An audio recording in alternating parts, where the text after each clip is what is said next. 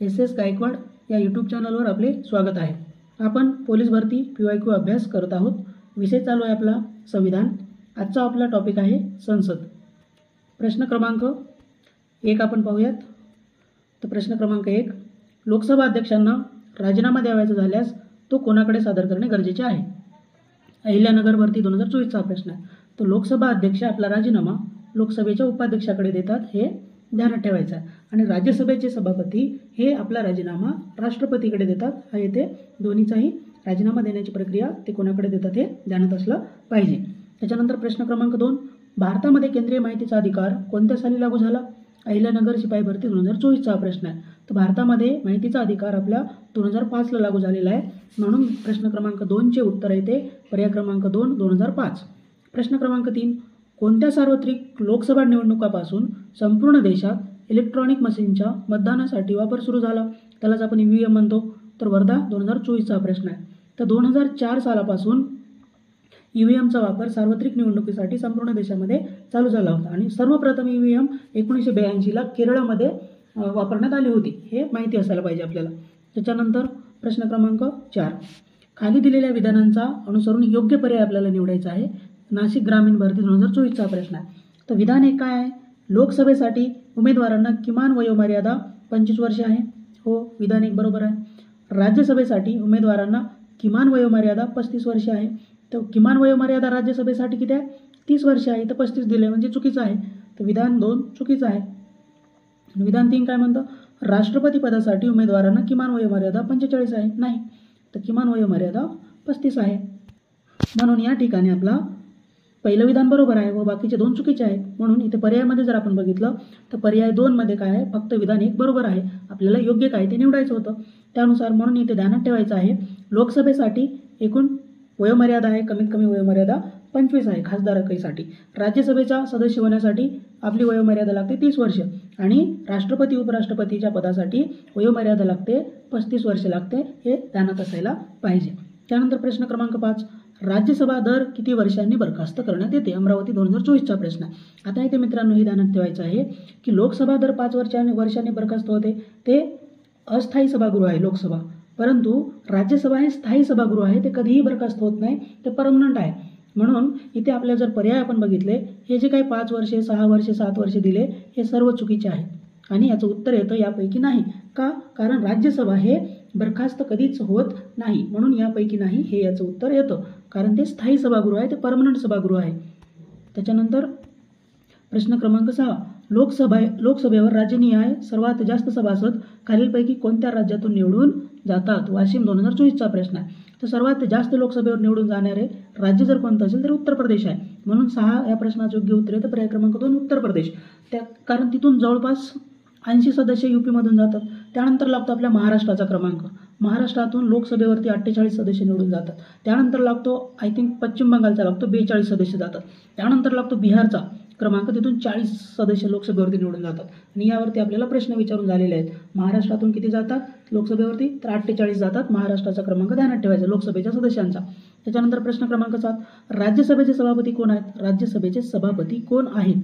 नवी मुंबई 2024 चा प्रश्न आहे। पहा आता, हे ओम बिर्ला हे लोकसभेचे अध्यक्ष आहेत। त्यानंतर राज्यसभेचे सभापती जगदीश धनखड साहेब होते आपले उपराष्ट्रपती, आता त्यांनी राजीनामा दिलेला आहे। म्हणून जर का आता पुढे जर प्रश्न विचारला येणाऱ्या भरतीसाठी, तर आता जी निवडणूक वगैरे प्रक्रिया पार पडली जाईल आणि त्यानंतर जो कोणता नवा चेहरा पुढे येईल तो व्यक्ती आपला उपराष्ट्रपती म्हणून निवडला जाईल आणि जो उपराष्ट्रपती निवडून येतो तो उपराष्ट्रपती हा राज्यसभेचा पदसिद्ध अध्यक्ष किंवा त्याला सभापती म्हणतो आपण, तर तो असतो, हे ध्यानात ठेवायचं। आणि मराठीमध्ये थोडं शब्द आपले आलटून पालटून वापरले जातात, म्हणून इंग्रजीमध्ये शब्द आपल्याला ध्यानात ठेवायचे आहेत। राज्यसभेच्या जे काही अध्यक्ष किंवा सभापती असतो त्याला चेअरमन म्हणतात आणि लोकसभेचा जो कोणी अध्यक्ष असतो त्याला प्रेसिडेंट म्हणतात किंवा स्पीकर म्हणतात। म्हणून इंग्रजीतले शब्द आपण ध्यानात ठेवले तर आपली गफलत होत नाही।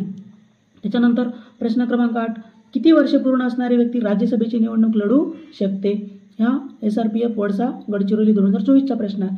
तर राज्यसभेची निवडणूक लढवण्यासाठी आपल्याला किमान 30 वर्षे असणं गरजेचं आहे, म्हणून 8 या प्रश्नाचं योग्य उत्तर येतं पर्याय क्रमांक 3। आता 21 हे कुठे लागतं आपल्याला? ग्रामपंचायत, शहरी किंवा ग्रामीण। 25 कुठे लागतं आपल्याला? तर लोकसभेसाठी लागतं आणि 28 असं काही कुठल्याही ह्याच्यासाठी अटी नाही आहेत। 30 वर्षे राज्यसभा आणि 35 वर्षे राष्ट्रपती उपराष्ट्रपती, हे आपल्याला ध्यानात असायला पाहिजे। त्यानंतर प्रश्न क्रमांक 9, लोकसभा अध्यक्षाची निवड डॅश डॅश हे करतात. SRPF कुमडगाव 2024चा प्रश्न आहे. तर लोकसभा अध्यक्षाची निवड मित्रांनो लोकसभेचे निर्वाचित सदस्यच करतात. इथे महत्त्वपूर्ण ही माहिती ध्यानात ठेवायची आहे. आणि हा एक वाक्य आपल्याला ध्यानात ठेवा की लोकसभेच्या अध्यक्षाच्या निवडणुकीची तारीख कोण ठरवतात असा जर प्रश्न विचारला तर त्यांच्या निवडणुकीची तारीख हे प्रेसिडेंट ठरवतात किंवा राष्ट्रपती ठरवतात. निवडणुकीची तारीख जरी राष्ट्रपती ठरवत असले तरी त्यांना निवडून राष्ट्रपती आणत नाहीत. तर लोकसभेचे सदस्य आपल्यातीलच एका सदस्याची निवड हे लोकसभेचा सदस्य अध्यक्ष म्हणून करतात. हे इथे फरक ध्यानात ठेवायचा आहे. पुन्हा मी रिपीट करतो. लोकसभेच्या अध्यक्षाच्या निवडणुकीची तारीख कोण ठरवतात तर त्याची तारीख ठरवतात राष्ट्रपती. परंतु लोकसभेच्या अध्यक्षाची निवड ही लोकसभेचे सदस्य करतात. हे ध्यानात ठेवायचं आहे. प्रश्न क्रमांक 10. भारतीय संसदेच्या नव्या इमारतीत लोकसभा कक्षामध्ये किती आसन क्षमता आहे तर 888 ध्यानात पाहिजे आपल्याला. 888ची क्षमता आहे नवीन संसद भवनामध्ये. तर म्हणून याचं योग्य उत्तर येतं पर्याय क्रमांक 3. त्याच्यानंतर 11वा प्रश्न. उत्तर प्रदेशनंतर कोणत्या राज्याच्या लोकसभेत सर्वात जास्त अधिक जागा आहेत. अगोदरच मी रिपीट केलं होतं. तर पहिला जरी UP असेल तर सेकंडला आपला महाराष्ट्र आहे. UPच्या 80 सीटा आहेत लोकसभेमध्ये, महाराष्ट्राच्या 48 आहेत लोकसभेमध्ये. ते ध्यानात ठेवायचं आहे. त्याच्यानंतर पश्चिम बंगालचा क्रमांक लागतो 42 आहे. त्यानंतर बिहारचा क्रमांक लागतो 40 आहे. तर अशा प्रकारे हे राज्यांचे क्रम आपल्याला ध्यानात असायला पाहिजे.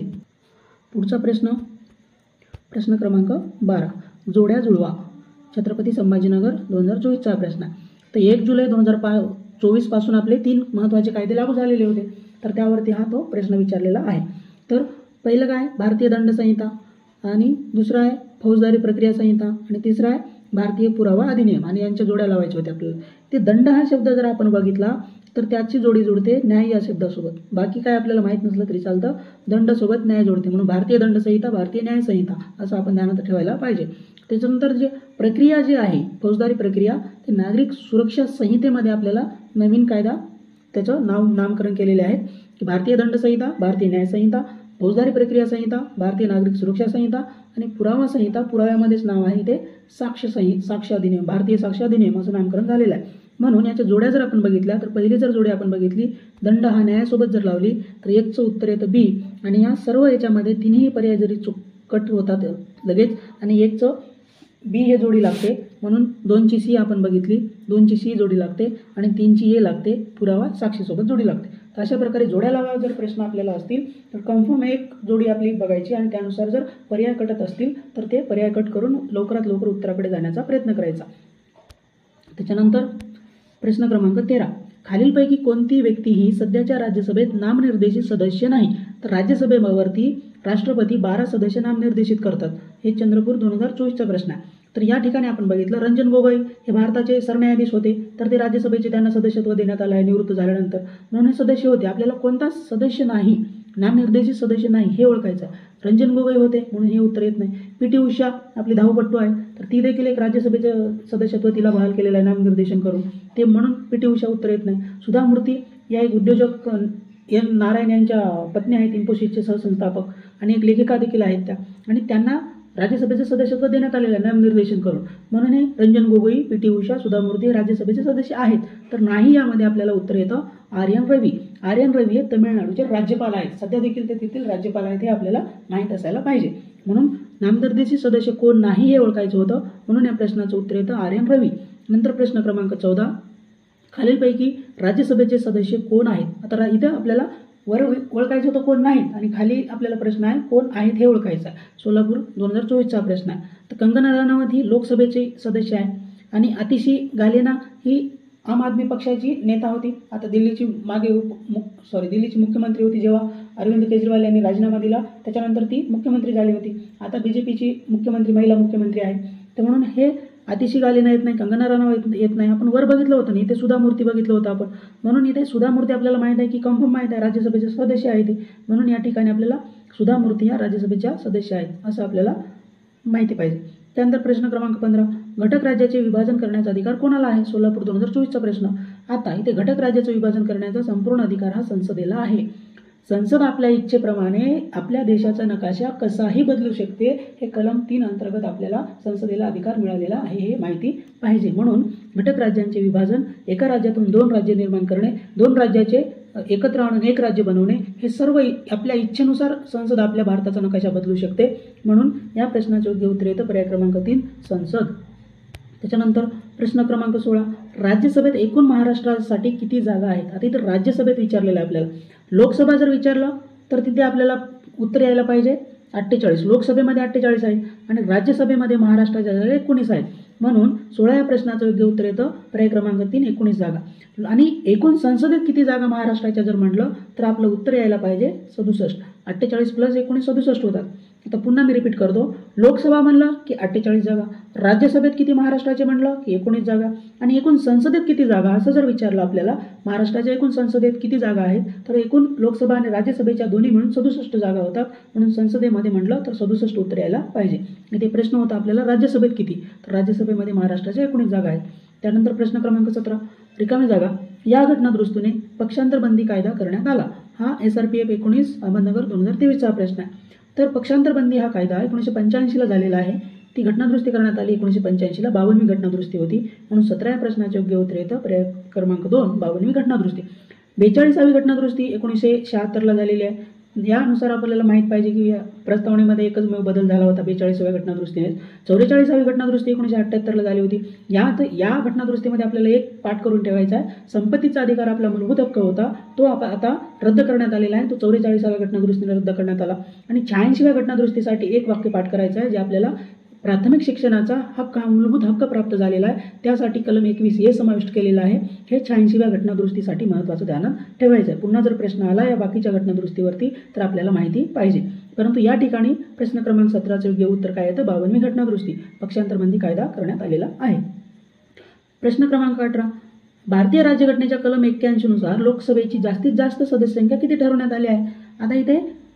आता वर्तमानमध्ये आपण जर विचार केला तर या लोकसभेचे जास्तीत जास्त सदस्य संख्या 550 आहे आणि 2019 अगोदर 552 होती. असं का? कारण 104वी घटनादुरुस्ती 2019ला झाली. त्यानुसार लोकसभेवरती जे अँग्लो इंडियनचे 2 सदस्य राष्ट्रपती नामनिर्देशित करणार होते तर ते आता रद्द करण्यात आलेले आहेत. म्हणून 2019 अगोदर लोकसभेची जास्तीत जास्त सदस्य संख्या 552 होती आणि परंतु 2019 नंतर 104व्या घटनादुरुस्तीनंतर आता लोकसभेची जास्तीत जास्त सदस्य संख्या ही 550 आहे. म्हणून या ठिकाणी 18चं या प्रश्नाचे योग्य उत्तर येतं पर्याय क्रमांक 4 550. लोकसभेची सध्या जर आता विचारला, पुन्हा जर प्रश्न विचारला आपल्याला येणाऱ्या भरतीसाठी लोकसभेची जास्तीत जास्त सदस्य संख्या, तर आपले उत्तर असायला पाहिजे 550. त्यानंतर पुढचा प्रश्न क्रमांक 19, भारतीय संसदीय शासन पद्धती संदर्भात खालीलपैकी चुकीचे विधान ओळखा. नागपूर शिपाई 2023चा प्रश्न आहे. आता चुकीचं ओळखायचं आपल्याला. चुकीचं ओळखायचं आहे की बरोबर ओळखायचं आहे, सत्य असत्य काय ओळखायचं आहे, त्याला आधी आपण गोल करून घ्यायचं लवकर. त्यानंतर वाक्य एक काय म्हणतात, आता राज्यसभेच्या एकूण सदस्यांपैकी 238 सदस्य हे विविध घटक राज्य केंद्रशासित प्रदेशातून निवडून येतात. हो, बरोबर आहे. पहिलं तर वाक्य बरोबर आहे. आपल्याला चुकीचं ओळखायचं आहे. लोकसभा हे कायमस्वरूपी सभागृह मानले जाते. आता इथेच आपल्याला उत्तर भेटलं. हे 19 प्रश्नाचं योग्य उत्तर काय येतं पर्याय क्रमांक 2 हे योग्य उत्तर येतं. का? कारण आपल्याला चुकीचं ओळखायचं आहे. आणि इथे काय म्हणते, लोकसभा हे कायमस्वरूपी सभागृह आहे. तर मित्रांनो, लोकसभा हे कायमस्वरूपी सभागृह नाही. राज्यसभा हे कायमस्वरूपी सभागृह आहे. राज्यसभा कधीच बरखास्त होत नाही. लोकसभा मात्र बरखास्त होते. ते अस्थायी सभागृह आहे. राज्यसभा स्थायी सभागृह आहे, लोकसभा अस्थायी सभागृह आहे. म्हणून या प्रश्नाचं योग्य उत्तर येतं. चुकीचं ओळखायचं म्हणून हे दुसरं वाक्य चुकीचं आहे. म्हणून हे आपलं उत्तर या ठिकाणी येतं. राज्यसभा संसदेचे वरिष्ठ सभागृह आहे. हो, हे बरोबर आहे. आणि लोकसभा हे संसदेचे प्रथम सभागृह आहे. हो, हे बरोबर आहे. म्हणून या प्रश्नाचं योग्य उत्तर पर्याय क्रमांक 2 लोकसभा हे कायमस्वरूपी सभागृह मानले जाते, हे चुकीचं आहे. त्यानंतर 20वा प्रश्न, सर्वोच्च न्यायालयातील न्यायाधीशांची संख्या ठरवण्याचा अधिकार संसदेला आहे. छत्रपती संभाजीनगर 2023चा प्रश्न. तर सर्वोच्च न्यायालयाच्या न्यायाधीशांची संख्या ठरवण्याचा अधिकार संसदेला आहे. त्यानंतर उच्च न्यायालयाची जे काही न्यायाधीश असतात त्याची सदस्य संख्या ठरवण्याचा अधिकार कोणाला आहे असा जर प्रश्न विचारला गेला तर त्या ठिकाणी आपलं उत्तर यायला पाहिजे राष्ट्रपती. उच्च न्यायालयाच्या न्यायाधीशांची सदस्य संख्या ठरवण्याचा अधिकार राष्ट्रपतीला आहे, परंतु सर्वोच्च न्यायालयाच्या न्यायाधीशांची सदस्य संख्या ठरवण्याचा अधिकार संसदेला आहे. हे इथे फरक ध्यानात ठेवायचा आहे. त्यानंतर प्रश्न क्रमांक 21कडे आलो आपण. तर या ठिकाणी काय दिलंय, लोकसभा 5 वर्ष तर राज्यसभा किती वर्ष याचा प्रश्नचिन्ह इथे दिलेलं आहे आपल्याला. तर या ठिकाणी पुन्हा एक गोष्ट आधी ध्यानात ठेवायची आहे की लोकसभा इथे आपल्याला सदस्यांचा कार्यकाळ विचारलेला आहे, कारण ते सभागृहाचा कार्यकाळ नाही विचारला. लोकसभा हे अस्थायी आहे, ते 5 वर्षानंतर बरखास्त होते. जर बहुमतात सरकार नसेल तर ऑटोमॅटिकली ते 5 वर्षानंतर बरखास्त होते आणि निवडणुका होतात. म्हणून लोकसभेचा कार्यकाळ आहे, परंतु राज्यसभेचा कार्यकाळ काय असतो का? नाही. सभागृहाचा कार्यकाळ राज्यसभेसाठी काही नाही, ते परमनंट आहे. म्हणून या ठिकाणी जे काही 5 वर्ष दिलेलं आहे ते आपल्याला सदस्यांचा कार्यकाळ दिलेला आहे. म्हणून लोकसभेच्या सदस्याचा कार्यकाळ हा 5 वर्षाचा असतो, तर राज्यसभेच्या सदस्याचा कार्यकाळ हा 6 वर्ष असतो. म्हणून या 21व्या प्रश्नाचे योग्य उत्तर आपल्याला पर्याय क्रमांक 1 येतं. हे इथं ध्यानात ठेवायला पाहिजे. 22वा प्रश्न, भारतीय संविधानाच्या कोणत्या अनुच्छेदानुसार मंत्रिपरिषद लोकसभेला उत्तरदायी असते? आपण कालच बघितलं होतं, मी सांगितलं होतं कलम 75 आपल्याला ध्यानात ठेवायचे की council of ministers shall be collectively responsible to the Lok Sabha, असं तिथे वाक्य आपल्याला महत्त्वाचं. म्हणजे काय, तर जे मंत्रिमंडळ असतं त्या मंत्रिमंडळाचा प्रमुख असतो पंतप्रधान, आणि हे पंतप्रधान ज्या मंत्रिमंडळाचा प्रमुख आहे ते संपूर्ण मंत्रिमंडळ हे सामुदायिकरित्या लोकसभेला जबाबदार असते, असं कलम 75 म्हणते. हे आपल्याला ध्यानात ठेवायला पाहिजे. म्हणून 22व्या प्रश्नाचे योग्य उत्तर येतं पर्याय क्रमांक 1. त्यानंतर प्रश्न क्रमांक 23, अतारांकित प्रश्नाची उत्तरे मागवण्यासाठी किमान किती दिवसाचा नोटीस कालावधी लागतो? इथे अतारांकित विचारलेला आहे, तर इथे किमान 15 दिवसाचा नोटीस कालावधी लागतो. म्हणून योग्य उत्तर येतं पर्याय क्रमांक 2. त्यानंतर पुढे प्रश्न क्रमांक 24, संसदेच्या प्रत्येक बैठकीच्या पहिल्या तासाला रिकामी जागा म्हणून संबोधतात. मुंबई 2018चा प्रश्न. तर संसदेच्या प्रत्येक बैठकीचा पहिला तास हा प्रश्नांचा तास असतो, क्वेश्चन आवर ज्याला म्हणतो आपण. म्हणून या प्रश्नाचं योग्य उत्तर येतं 24व्या पर्याय क्रमांक 2, प्रश्नांचा तास. त्याच्यानंतर असतो 0 आवर, ज्याला 0 तास म्हणतात. पहिला कोणता असतो? प्रश्नांचा तास. त्याच्यानंतर सुरू होतो 0 आवर ज्याला म्हणतात किंवा 0 तास म्हणतात, आणि त्याच्यानंतर मग दिवसाची कामकाजाची सुरुवात होते. म्हणून प्रत्येक बैठकीचा पहिला सत्र हे प्रश्नांच्या तासाने सुरुवात होते. त्याच्यानंतर 25वा प्रश्न आहे, लोकसभेमध्ये अविश्वासाचा ठराव मांडण्यासाठी किती सदस्यांचा पाठिंबा असणे आवश्यक आहे? हे आपण काल बघितलं होतं, मी काल सांगितलं होतं मागच्या पंतप्रधानचा टॉपिक पाहताना. SRPF पुणे 2018चा हा प्रश्न आहे. तर लोकसभेमध्ये अविश्वासाचा ठराव मांडण्यासाठी कमीत कमी 50 सदस्यांचा पाठिंबा असणे आवश्यक असते. म्हणून 25व्या प्रश्नाचे योग्य उत्तर येतं पर्याय क्रमांक 3, 50 सदस्यांचा पाठिंबा अविश्वास ठराव लोकसभेत आणण्यासाठी लागतो. आणि अविश्वास ठराव हा फक्त लोकसभेतच मांडला जातो, तर अविश्वास ठराव हा राज्यसभेत मांडला जात नाही, हे ध्यानात ठेवायचं आहे. त्यानंतर प्रश्न क्रमांक 26, महाराष्ट्राच्या राज्यपालाचे नाव काय? हा 2018चा प्रश्न आहे. त्यावेळी महाराष्ट्राचे राज्यपाल होते C. विद्यासागर राव. म्हणून या प्रश्नाचं उत्तर येतं पर्याय क्रमांक 2, विद्यासागर राव हे 2018ला आपल्या महाराष्ट्राचे राज्यपाल होते. आणि आता 2024 आता 25मध्ये जर पुढच्या भरतीला आपल्याला प्रश्न विचारला की सध्या महाराष्ट्राचे राज्यपाल कोण आहेत, तर आता सध्या CP राधाकृष्णन हे महाराष्ट्राचे राज्यपाल आहेत, हे आपल्याला ध्यानात ठेवायचं आहे. त्यावेळी तो प्रश्न होता, म्हणून या प्रश्नाचं उत्तर येतं C. विद्यासागर राव 2018चे राज्यपाल होते. त्याच्यानंतर प्रश्न क्रमांक 27, घटक राज्यांच्या सीमा बदलण्याचा अधिकार कोणाला आहे? पुन्हा आपल्याला रिपीट प्रश्न 2018चा प्रश्न आहे. तर घटक राज्याच्या सीमा बदलण्याचा अधिकार भारतीय संसदेला आहे. मी अगोदरच म्हटलं कलम 3 मध्ये जे काही अधिकार दिलेत संसदेला, तर त्या कलम 3 अंतर्गत संसद आपल्या भारताचा नकाशा आपल्या इच्छेप्रमाणे बदलू शकते. म्हणून 27व्या प्रश्नाचे योग्य उत्तर येतं भारतीय संसद. त्यानंतर प्रश्न क्रमांक 28, भारताच्या एकत्रित निधीतून किंवा त्यालाच कन्सोलिडेटेड फंड ऑफ इंडिया म्हणतात, त्याला संचित निधी देखील असे देखील म्हणतात. तर या संचित निधीतून खर्च करण्यासाठी कोणाची संमती आवश्यक असते? रत्नागिरी 2018चा प्रश्न.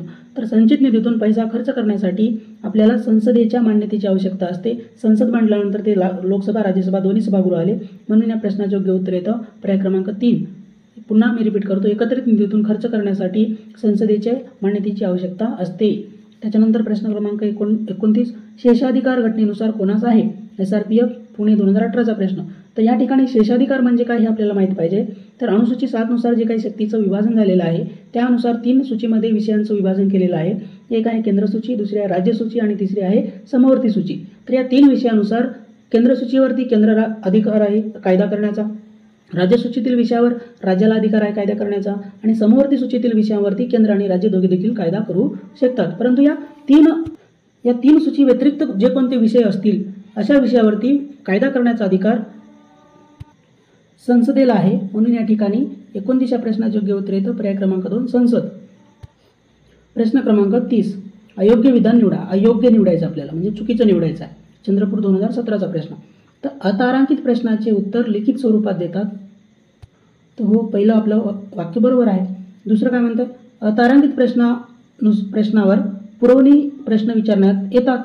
तर या ठिकाणी हे चुकीचं आहे. तर आपल्याला ध्यानात ठेवायचं आहे काही असतात तारांकित प्रश्न. तारांकित प्रश्नावरती तोंडी उत्तर दिले जाते म्हणून तिथे पुरवणी प्रश्न विचारले जातात. तारांकित प्रश्न तोंडी उत्तर पूरक प्रश्न हो, परंतु अतारांकित प्रश्न हे लिखित स्वरूपात दिले जातात म्हणून तिथे पुरवणी प्रश्न विचारले जाऊ शकत नाहीत. म्हणून या ठिकाणी आपल्याला अयोग्य विधान हे दुसरं आहे, म्हणून याचं उत्तर येतं पर्याय क्रमांक 2. कारण अतारांकित प्रश्नावर पुरवणी प्रश्न विचारले जाता येत नाहीत, परंतु इथे विचारले जातात असं म्हटलंय तर हे चुकीचं आहे आणि चुकीचाच वाक्य आपल्याला निवडायचं होतं. त्यानंतर पुढचे 2 बघू आपण. आता वाक्य 3 काय म्हणतो, अन्य सूचनांचा प्रश्न 10 दिवसापेक्षा कमी कालावधीची सूचना देऊन विचारल्या जाते. तर हो, हे बरोबर आहे. 4 काय म्हणतो, शून्य काळ हा प्रश्नकाळ संपताच लगेच सुरू होतो व तो सभागृहाचे नियमित कामकाज सुरू होईपर्यंत चालतो. बरोबर आहे. आपण अगोदरच यावरती प्रश्न विचारला बघितलं की पहिल्या बैठकीचं जे सत्र असतं सभागृहाची पहिली बैठक तो प्रश्नाचा काळ असतो, प्रश्नकाळ असतो. प्रश्नकाळ संपला की असतो शून्यकाळ आणि शून्यकाळ संपल्यानंतर नियमित कामकाजाच्या सत्राला सुरुवात होते, असा तो क्रम आहे. म्हणून 4 देखील बरोबर आहे. आपल्याला चुकीचं निवडायचं होतं म्हणून 30 या प्रश्नाचं योग्य उत्तर येतं आपलं वाक्य दुसरं. त्याच्यानंतर 31वा प्रश्न, मंत्रिमंडळ आपल्या कामकाजाबाबत कोणा जबाबदार असतात? गोंदिया 2017चा प्रश्न.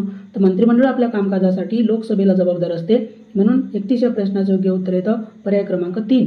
मंत्रिमंडळाचा प्रमुख पंतप्रधान आणि संपूर्ण मंत्रिमंडळ सामुदायिकरित्या लोकसभेला जबाबदार असते. त्यानंतर प्रश्न क्रमांक 31, मंत्रिमंडळ पुन्हा हा रिपीट झालेला प्रश्न आहे. 31 खाली 31च आले तर मिस्टेक झाली इथं. पुढे जाऊ आपण. प्रश्न क्रमांक 32, संघराज्याचा कार्यकारी मंडळात खालीलपैकी कोणाचा समावेश होत नाही? मुंबई 2017चा प्रश्न आहे. तर संघराज्याच्या कार्यकारी मंडळामध्ये समावेश कोणाचा होत नाही हे ओळखायचं आहे. तर समावेश सरन्यायाधीशाचा होत नाही, कारण स्थायी समितीचे अध्यक्ष हे डॉक्टर राजेंद्र प्रसाद होते म्हणून 33 प्रश्नाचं योग्य उत्तर येतं पर्याय क्रमांक 1 डॉक्टर राजेंद्र प्रसाद. डॉक्टर बाबासाहेब आंबेडकर हे मसुदा समितीचे अध्यक्ष होते. पंडित जवाहरलाल नेहरू हे आपले भारताचे पहिले पंतप्रधान होते, ते केंद्रीय संविधान या समितीचे अध्यक्ष होते. त्याच्यानंतर सच्चिदानंद सिन्हा हे संविधान सभेचे तात्पुरते अध्यक्ष म्हणून निवडण्यात आले होते, म्हणून हे बाकीचे चुकीचे आहे. त्या ठिकाणी स्थायी समितीचे अध्यक्ष होते डॉक्टर राजेंद्र प्रसाद. प्रश्न क्रमांक 34, खालीलपैकी कोणते सभागृह स्थायी सभागृह आहे? स्थायी सभागृह कोणते आहे ओळखायचं होतं. मुंबई 2017चा प्रश्न. तर स्थायी सभागृह आपले राज्यसभा आहे, ते कधीही बरखास्त होत नाही. अस्थायी लोकसभा आहे म्हणून या ठिकाणी स्थायी ओळखायचं होतं, तर स्थायी राज्यसभा येते उत्तर येतं.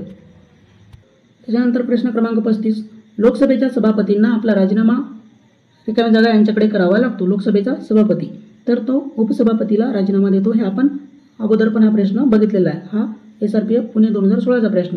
तर लोकसभेचा सभापती लोकसभेच्या उपसभापतीकडे राजीनामा देतो आणि राज्यसभेचा अध्यक्ष हा तो उपराष्ट्रपती असतो म्हणून तो त्याचा राजीनामा राष्ट्रपतीकडे देतो. हे फरक इथे ध्यानात ठेवायचा. प्रश्न क्रमांक 36, दर 2 वर्षांनी राज्यसभेचे किती म्हणजे रिकाम्या जागा इतके सदस्य निवृत्त होतात? SRPF पुणे 2016चा प्रश्न. तर राज्यसभेचे दर 2 वर्षांनी 1/3 सदस्य निवृत्त होतात आणि 3ऱ्या वर्षाच्या सुरुवातीला निवडणूक घेऊन ते भरल्या जातात. आणि याच कारणाने राज्यसभा कधीही बरखास्त होत नाही. दर 2 वर्षांनी 1/3 सदस्य निवृत्त झाल्यानंतर पुन्हा ते निवडून दिल्या जातात आणि अशा प्रकारे ते कायमस्वरूपी सभागृह आहे, ते कधीही बरखास्त होत नाही. प्रश्न क्रमांक 37 राज्यसभेचे पहिले अध्यक्ष म्हणून खालीलपैकी कोणाचे नामनिर्देशन करता येईल? तर राज्यसभेचे पहिले विचारले आपल्याला. तर लोकसभेचे पहिले विचारलं असतं तर जी. व्ही. मावळणकर असतं. इथे आपल्याला विचारले राज्यसभेचे पहिले अध्यक्ष. आता इथे हे ध्यानात ठेवायचे, राज्यसभेचे पदसिद्ध अध्यक्ष उपराष्ट्रपती असतात. मग भारताचे पहिले उपराष्ट्रपती कोण होते? तर भारताचे पहिले उपराष्ट्रपती होते डॉक्टर सर्वपल्ली राधाकृष्णन. मग आता उपराष्ट्रपती हेच राज्यसभेचे पदसिद्ध अध्यक्ष असतात, म्हणून इथे राज्यसभेचे पहिले अध्यक्ष हे भारताचे पहिले उपराष्ट्रपती जे होते तेच होते. म्हणून या प्रश्नाचं उत्तर येतं पर्याय क्रमांक 3. डॉक्टर राजेंद्र प्रसाद पहिले राष्ट्रपती होते. पंडित जवाहरलाल नेहरू पहिले पंतप्रधान होते. जी. व्ही. मावळणकर हे लोकसभेचे पहिले अध्यक्ष होते. हे ध्यानात ठेवायचं आहे. प्रश्न क्रमांक 38, एखादे विधेयक अर्थविधेयक आहे की नाही हे ठरवण्याचा अधिकार कोणाचा असतो? अहमदनगर 2023चा प्रश्न. तर एखादे विधेयक हे धनविधेयक किंवा अर्थविधेयक आहे की नाही हे ठरवण्याचा अधिकार जो असतो तो लोकसभा अध्यक्षांना असतो. म्हणून 38 प्रश्नाचं उत्तर पर्याय क्रमांक 2 येतं. लोकसभेच्या अध्यक्षांना तो अधिकार असतो. इथे राष्ट्रपती येत नाही किंवा लोकसभा किंवा राज्यसभा येत नाही. अशा प्रकारे आपण संसद या टॉपिकवरती महत्त्वाचे 38 प्रश्न विचारून झाले ते या ठिकाणी सविस्तर बघितले आपण.